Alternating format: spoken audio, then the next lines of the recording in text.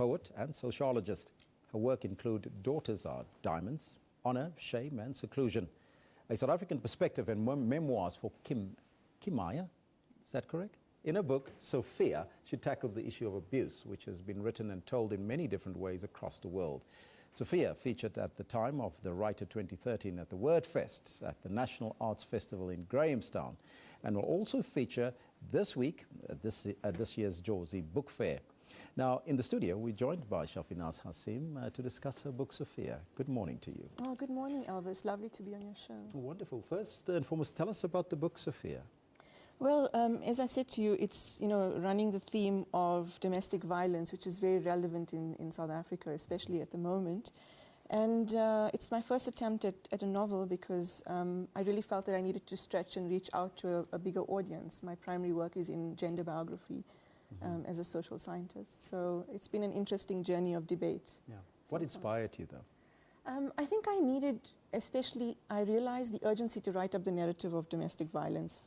The need to engage debate and dialogue around it. So it's about presenting these stories of the women who's experiencing the violence and how it impacts on her children in order to establish what it is about violence, or domestic violence in particular, that makes women keep going back. This is one of the big questions that keeps coming up. What makes a woman go back time and again? And really, she becomes part of her own problem in some of these cases, and this is what Sophia seeks to do. To set up this in a multidimensional way. To give answers to these questions that we pose? Well, to present an urgency to bring up questions that bring answers from within ourselves. So I'm not being prescriptive about answers and solutions. I'm saying this is the situation.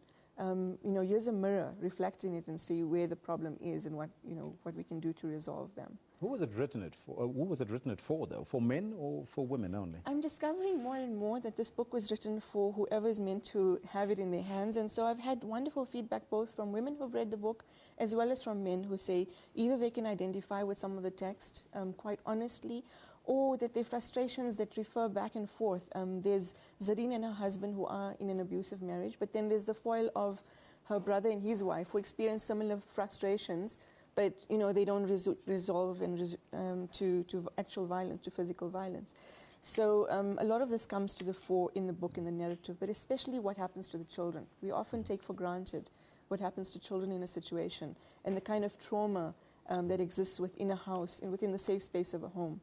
And this comes to the fore, and I hope to engage consciousness around what violence and trauma does to children and bringing up children. Are we talking about love-hate relations here?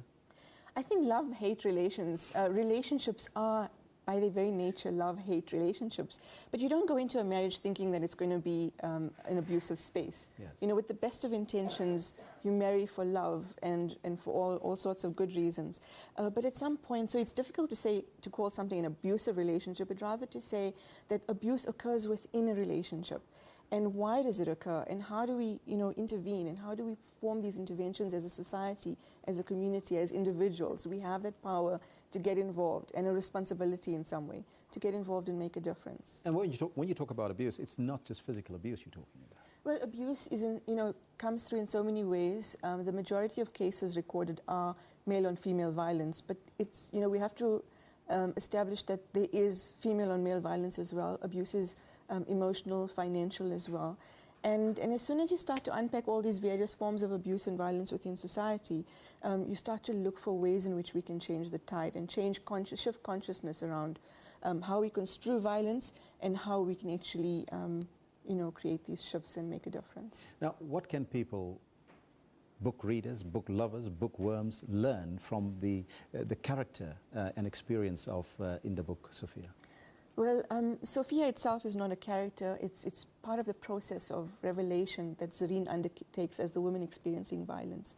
It also shows that she in some ways becomes part of her own problem because she feels that she's protecting her parents by not saying anything. She's holding on to a happy marriage. She's protecting her children.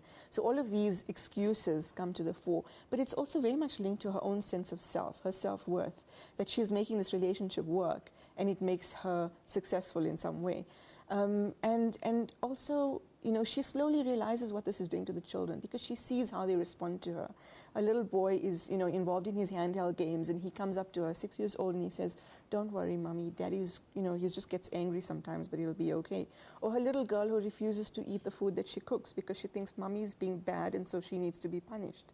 And so these are very powerful parts of the narrative that tell you how children make sense of this, how children want everything to be perfect. This is the mom that they love and the dad that they love, and things just have to be fine, and they're just behaving badly right now.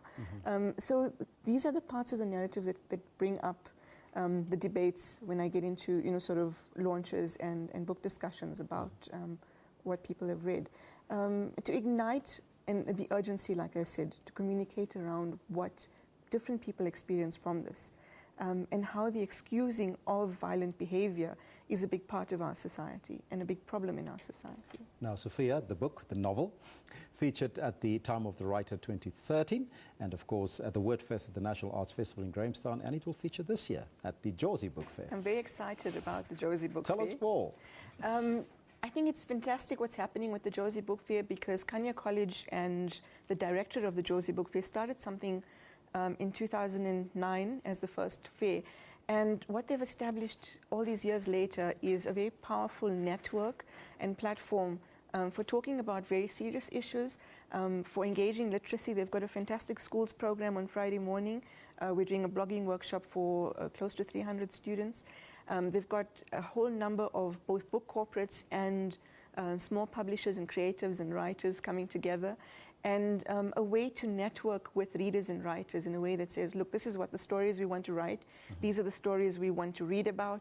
I have a story, how do I write it? These are the questions that come to the fore when people approach you. How do I publish? We're going to be talking about the options of publishing, self-publishing. In South Africa, it's fantastic because you don't necessarily need an agent. You can actually send your manuscript across to publishers. They're very amenable to taking submissions within certain conditions and requirements. And I think we're a thriving community of readers and writers, and we just need to engage that, and the Jozi Book Fair is definitely in the forefront doing that. When is it happening and where? Well, it's starting on Friday morning at the Museum Africa. It goes on until Saturday afternoon. So that's the 25th and the 26th of October. And we look forward to meeting readers and book lovers. Well, there you have it. Safisa, thank you so much for joining us in studio. Well, thank you for having me. Now, if you're a book lover, that's the place to be at the place again, Museum Africa, this weekend coming up, so be there.